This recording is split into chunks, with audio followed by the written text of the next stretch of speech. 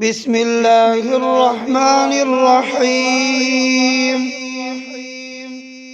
سبحان الذي أسرى بعبده ليلا من المسجد الحرام إلى المسجد الأقصى الذي باركنا حوله لنريه من آياتنا إنه هو السميع البصير. وآتينا موسى الكتاب وجعلناه هدى لبني إسرائيل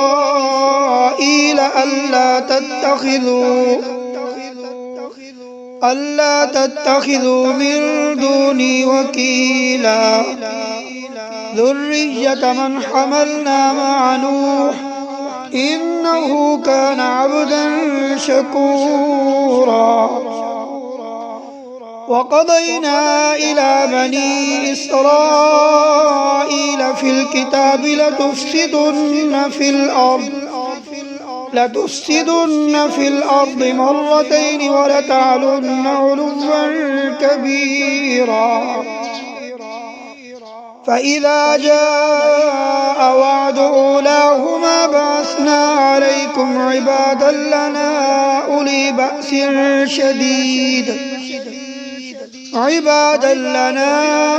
بأس شديد فجاسوا خلال الديار وكان وعدا مفعولا. ثم رددنا لكم الكرة عليهم وأمددناكم بأموال وبنين وجعلناكم أكثر نفيرا. إن أحسنتم أحسنتم لأنفسكم وإن أسأتم فلها. فإذا جاء وعد الآخرة ليسوءوا وجوهكم وليدخلوا المسجد كما دخلوه أول مرة وليتبروا ما علوا تتبيرا. عسى ربكم أن يرحمكم وإن عدتم عدنا وجعلنا جهنم للكافرين حصيرا.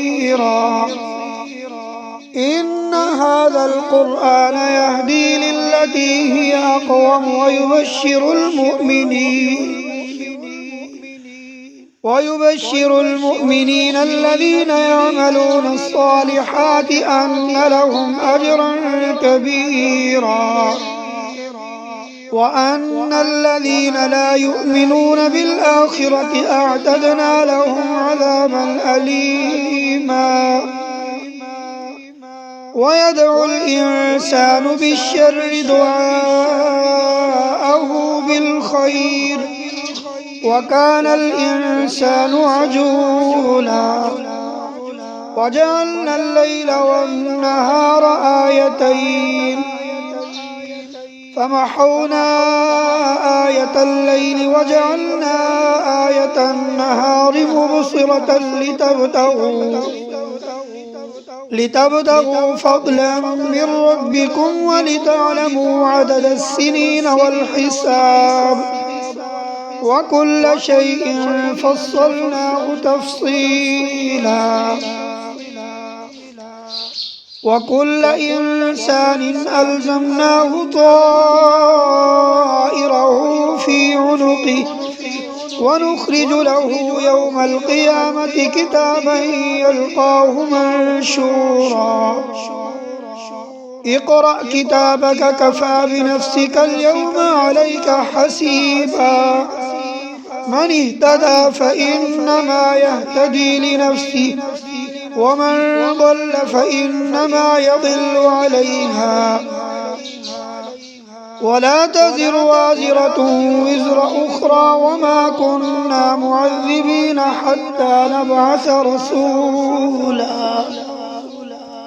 وإذا أردنا أن نهلك قرية أمرنا مترفيها ففسقوا فيها فحق عليها القول فدمرناها تدميرا.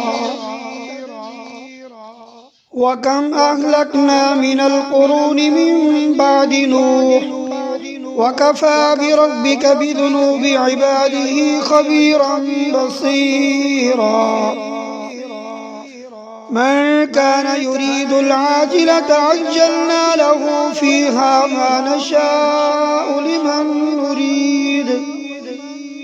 لمن نريد ثم جعلنا له جهنم يصلاها مذموما مدحورا. ومن أراد الآخرة وسعى لها سعيها وهو مؤمن فأولئك كان سعيهم مشكورا.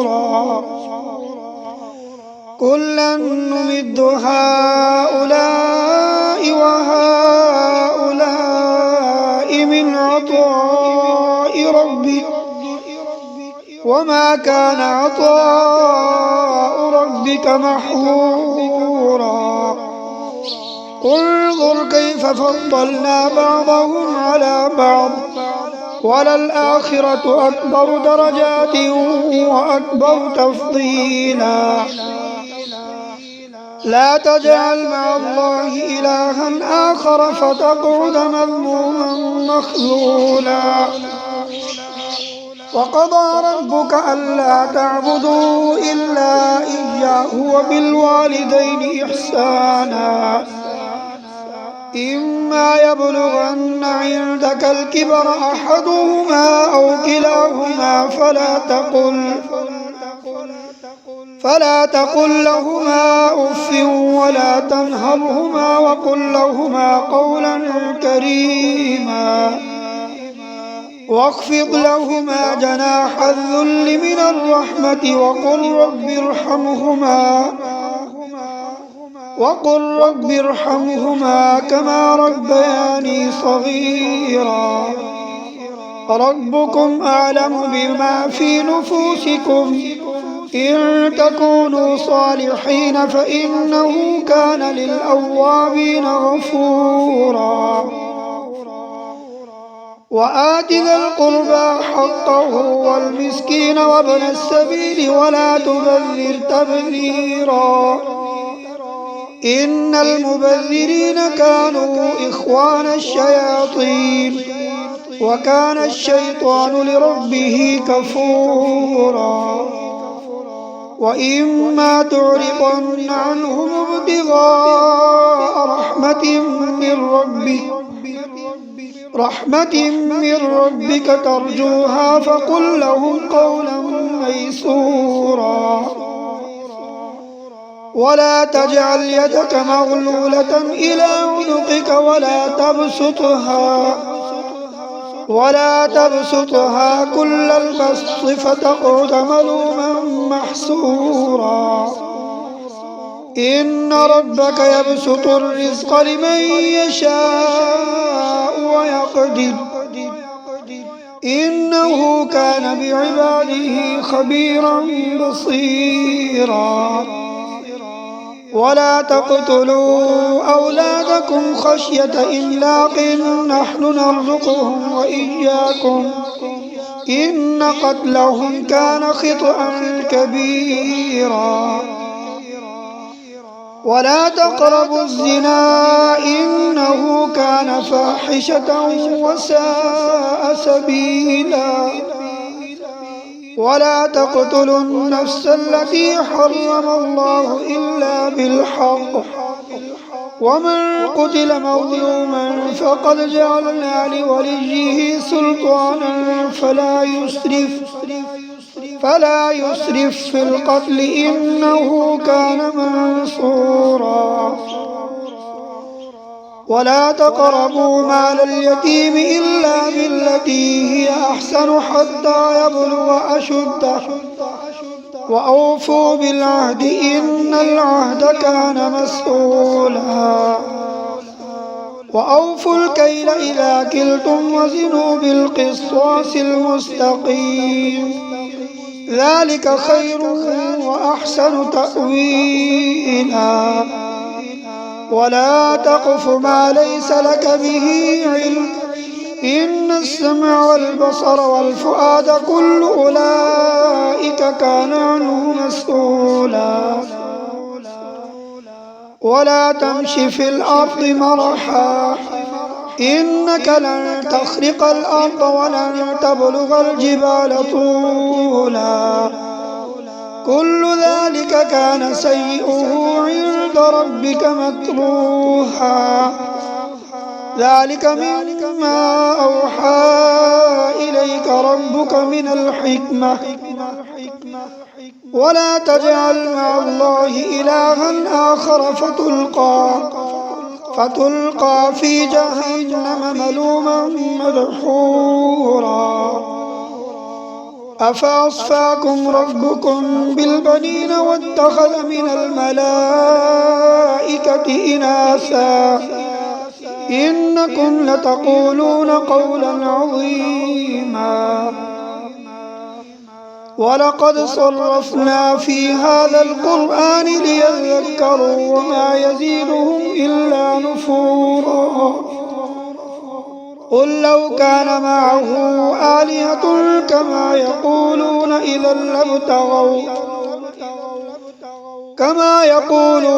لابتغوا إلى ذي العرش سبيلا.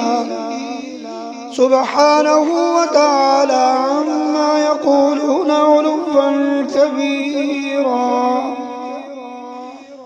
تسبح له السماوات السبع والأرض ومن فيهن وإن من شيء إلا يسبح بحمده ولكن لا تفقهون تسبيحهم إنه كان حليما غفورا.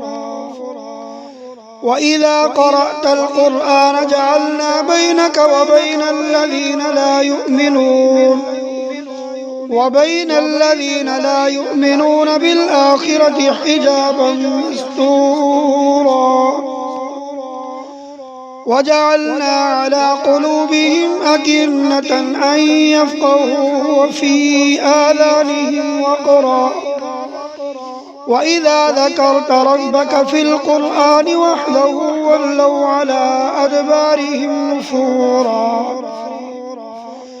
نحن أعلم بما يستمعون به إذ يستمعون إليك وإذ هم نجوى إذ يقول الظالمون إن تتبعون إلا رجلا مسحورا. انظر كيف ضربوا لك الأمثال فضلوا فلا يستطيعون سبيلا. وقالوا أئذا كنا عظاما ورفاتا أئنا لمبعوثون خلقا جديدا. قل كونوا حجارة أو حديدا أو خلقا مما يكبر في صدوركم فسيقولون من يعيدنا قل الذي فطركم أول مرة فسينغضون إليك رؤوسهم ويقولون متاه قل عسى أن يكون قريبا. يوم يدعوكم فتستجيبون بحمده وتظنون إن لبثتم إلا قليلا. وقل لعبادي يقولوا التي هي أحسن إن الشيطان ينزغ بينهم إن الشيطان كان للإنسان عدوا مبينا. ربكم أعلم بكم إن يشأ يرحمكم أو إن يشأ يعذبكم وما أرسلناك عليهم وكيلا. وربك أعلم بمن في السماوات والأرض ولقد فضلنا بعض النبيين على بعض وآتينا داود زبورا. قل ادعوا الذين زعمتم من دونه فلا يملكون فلا يملكون كشف الضر عنكم ولا تحويلا. أولئك الذين يدعون يبتغون إلى ربهم الوسيلة أيهم أقرب ويرجون رحمته ويخافون عذابه إن عذاب ربك كان محذورا. وإن من قرية إلا نحن مهلكوها قبل يوم القيامة أو معذبوها عذابا شديدا كان ذلك في الكتاب مسطورا. وما منعنا أن نرسل بالآيات إلا أن كذب بها الأولون. وآتينا ثمود الناقة مبصرة فظلموا بها وما نرسل بالآيات إلا تخويفا. وإذ قلنا لك إن ربك أحاط بالناس وما جعلنا الرؤيا التي أريناك إلا فتنة للناس والشجرة الملعونة في القرآن ونخوفهم فما يزيدهم إلا طغيانا كبيرا. وإذ قلنا للملائكة اسجدوا لآدم فسجدوا إلا إبليس قال أأسجد لمن خلقت طينا قال أرأيتك هذا الذي كرمت علي لئن أخرتني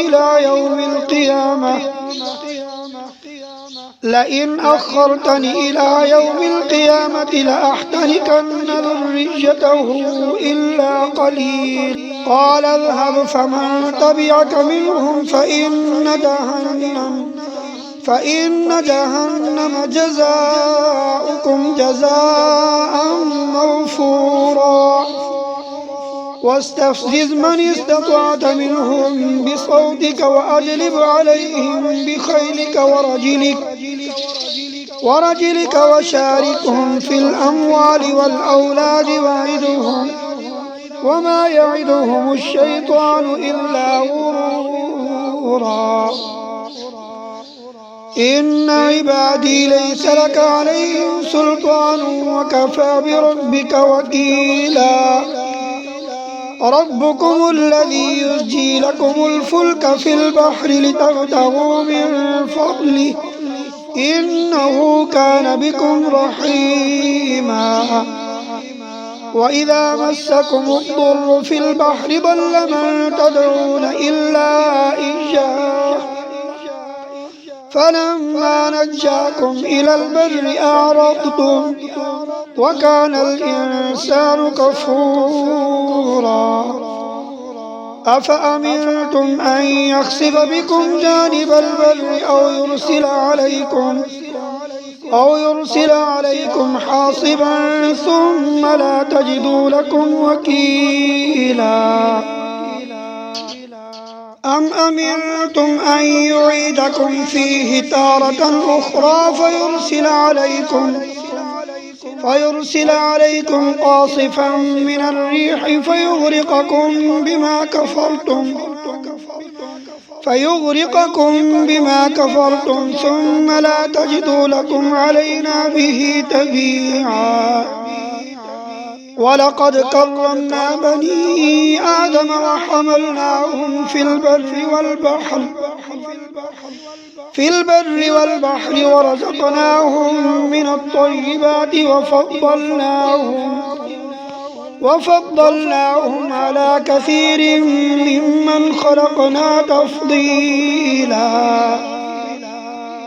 يوم ندعو كل أناس بإمامهم فمن أوتي كتابه بيمينه فأولئك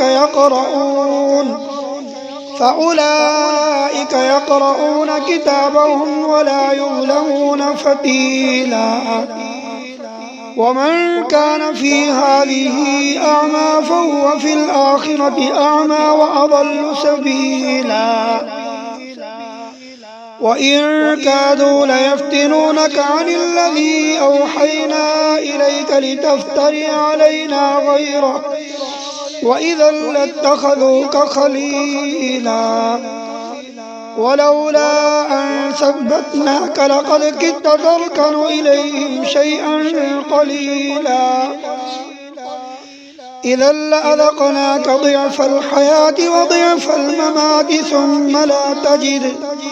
ثم لا تجد لك علينا نصيرا وإن كادوا ليستفزونك من الأرض ليخرجوك منها وإذا لا يلبثون خلافك إلا قليلا سنة من قد أرسلنا قبلك من رسلنا ولا تجد لسنتنا تحويلا أقم الصلاة لدلوك الشمس إلى غسق الليل وقرآن الفجر إن قرآن الفجر كان مشهودا ومن الليل فتهجد به نافلة لك عسى أن يبعثك ربك مقاما محمودا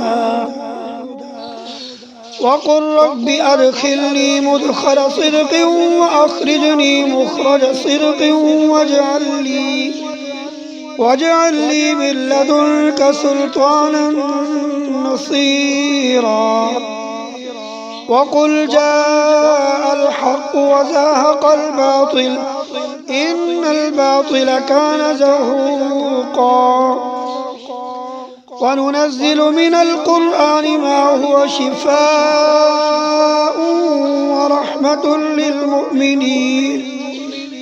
ورحمة للمؤمنين ولا يزيد الظالمين إلا خسارا وإذا أنعمنا على الإنسان أعرض ونأى بجانبه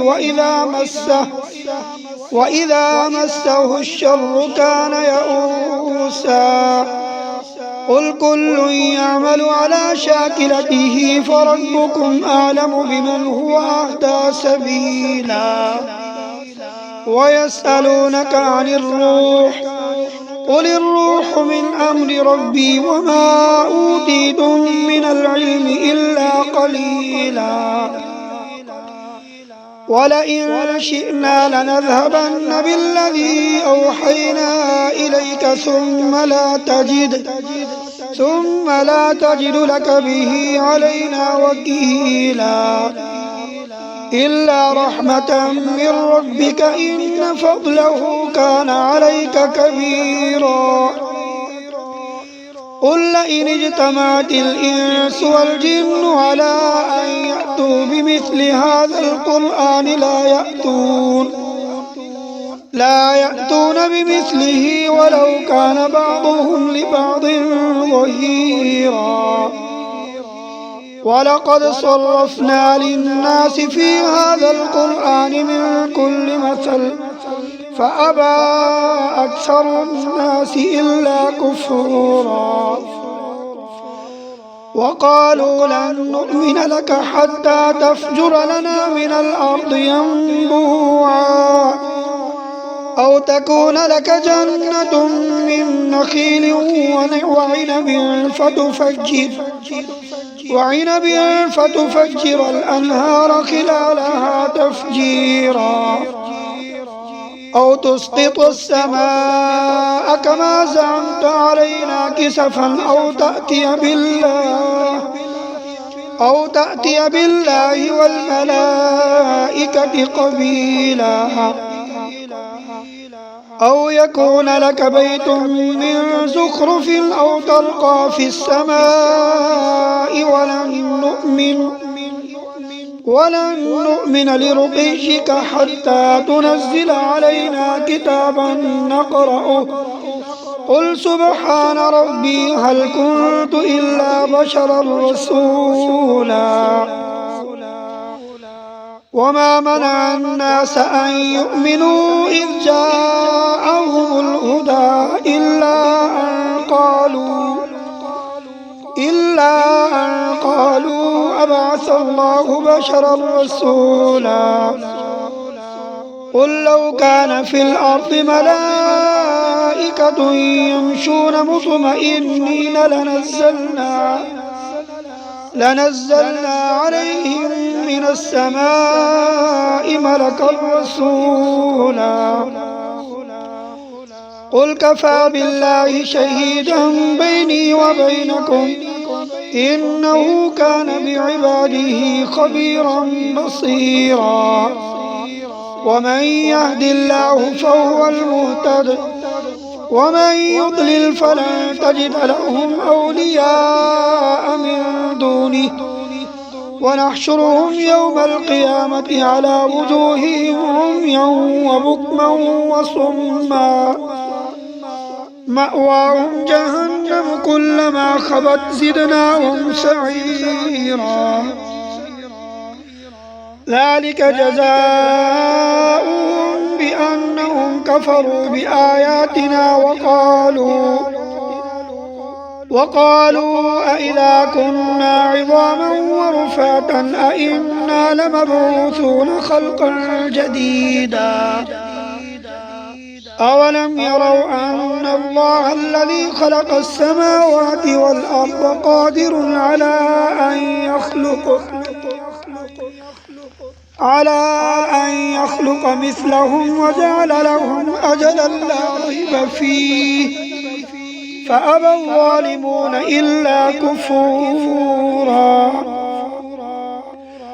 قل لو أنتم تملكون خزائن رحمة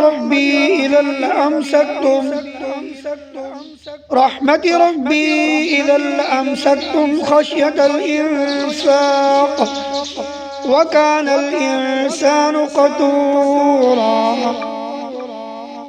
ولقد آتينا موسى 9 آيات بينات فاسأل بني إسرائيل إذ جاءهم فقال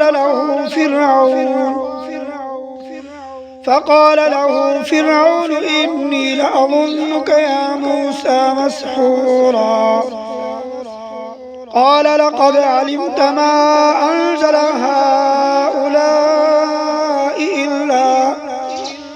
إلا رب السماوات والأرض بصائر وإني لأظنك يا فرعون مسبورا فأراد أن يستفزهم من الأرض فأغرقناه ومن معه جميعا وقلنا من بعده لبني إسرائيل اسكنوا الأرض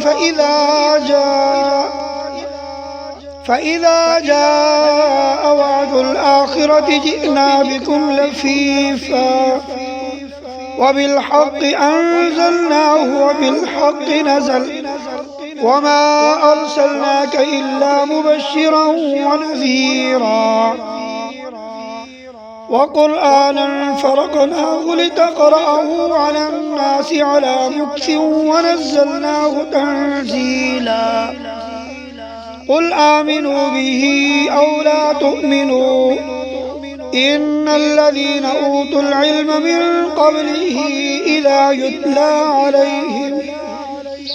يتلى عليهم يخرون للأذقان سجدا ويقولون سبحان ربنا إن كان وعد ربنا لمفعولا ويخرون للأذقان يبكون ويزيدهم خشوعا قل ادعوا الله أو ادعوا الرحمن أيما تدعوا فله الأسماء الحسنى ولا تجهر بصلاتك ولا تخافت بها وابتغ بين ذلك سبيلا وقل الحمد لله الذي لم يتخذ ولدا ولم يكن له شريك في الملك ولم يكن له ولي من الذل وكبره تكبيرا. صدق الله العظيم.